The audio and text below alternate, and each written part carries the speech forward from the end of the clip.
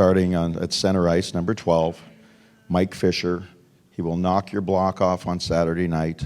He will pick you up and take you to church on Sunday. And you think about that, that is Mike Fisher. He plays hard. He plays for keeps. He plays all those, as a coach, you go, that he's a hockey player. And then what Rich said, he will pick you up and take you to church, and that's Mike Fisher. He's a guy that cares. He's a guy that understands life, and as I say, his lot in life is not to just be an NHL player; it's to be a lot more.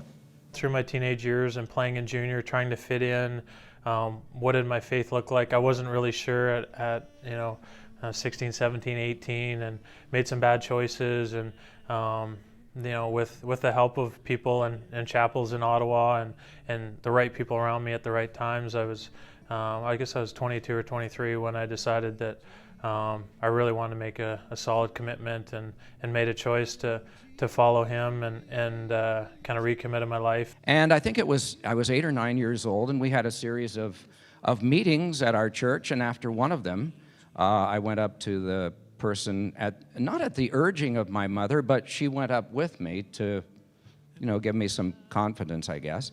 And I spoke with the speaker after, and we went in back, and he asked me, do you read? And of course I did. And he said, let's look at 1 John and start with the first few verses. So I read those, and he wanted to make sure that even at that age that I understood what a commitment for Christ was going to be. And I felt I understood it, and we shook hands, and that was it.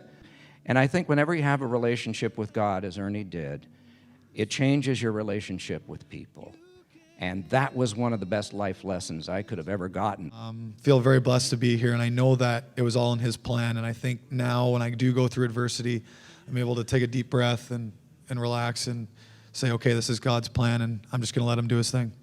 God gave me this gift of being able to play this game, and I needed to give that gift back to the world. I've been able to follow God my whole life, and I think that's a godly trait that my parents have taught me, is just no matter what happens, just keep going and you'll get through it.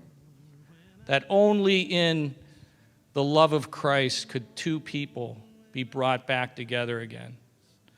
Only through the power that was greater than I and all the things that I could do with my pride, all the things that hockey could do with its schedule and my dedication to the sport. That power was all gone. Give me Jesus.